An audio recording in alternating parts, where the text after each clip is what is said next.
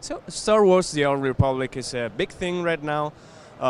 Do you think its storytelling is maybe ahead other MMOs in the market?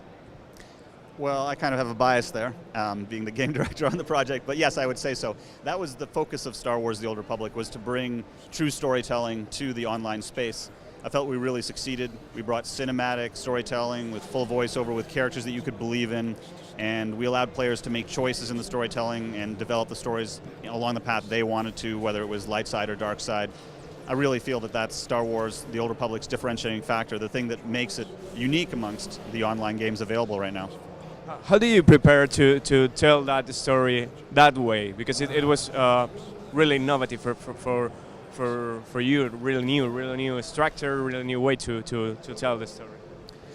Well, that'd be a really long answer. I have a whole presentation on that later today, but it was a huge undertaking.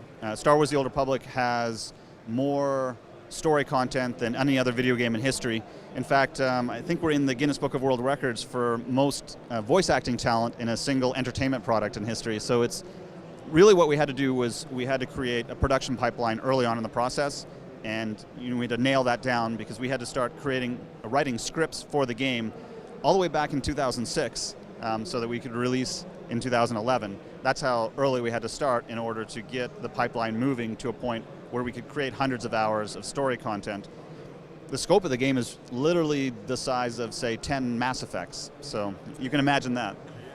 So how many stories, Star Wars stories, do we have in the oven? So we can. How much time are you spending it? Well, there are 8 different classes. Each class has its own unique storyline, and it takes anywhere from 150 to 180 hours to complete those storylines. So you can just multiply that by 8, and that's how much story content you have. So it's a lot, and we're continuing to add to the story content and content in the game throughout this year. Like, we've added a lot of updates this year, and we're going to continue to add as the year progresses and into the new year, obviously, as well. We want to expand the Star Wars universe for years to come. You were involved in the first Dragon Age game. How do you see that fantasy nowadays, that we're in the middle of a new medieval fantasy explosion with Game of Thrones and Skyrim, and how do you see it compared to what we have now? Well, to tell you the truth, my favorite fantasy author of the last 20 years is George R.R. Martin.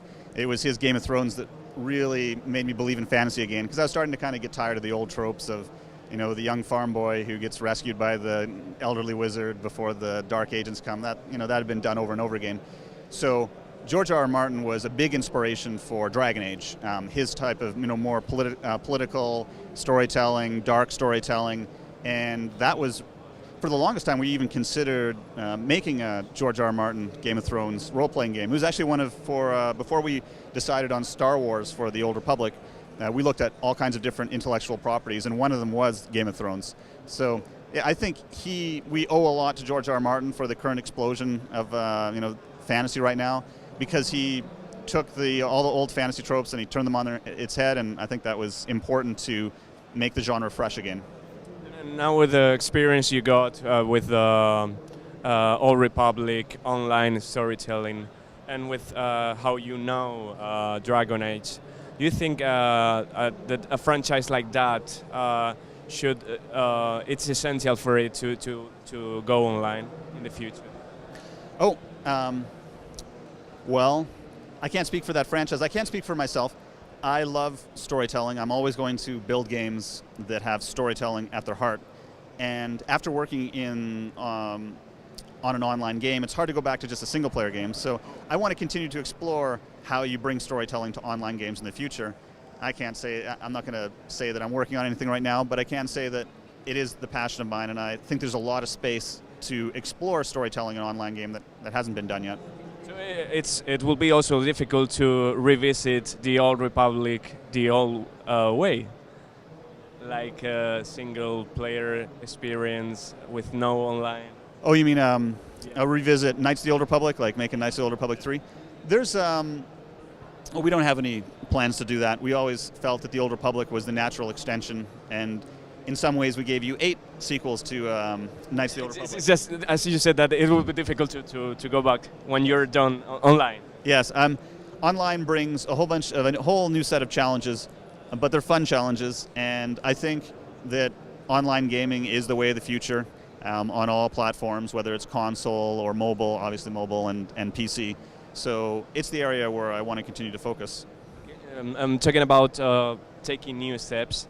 What about the Old Republic taking a step into the wave of the free-to-play model? Oh, that's something I can't speak of right now.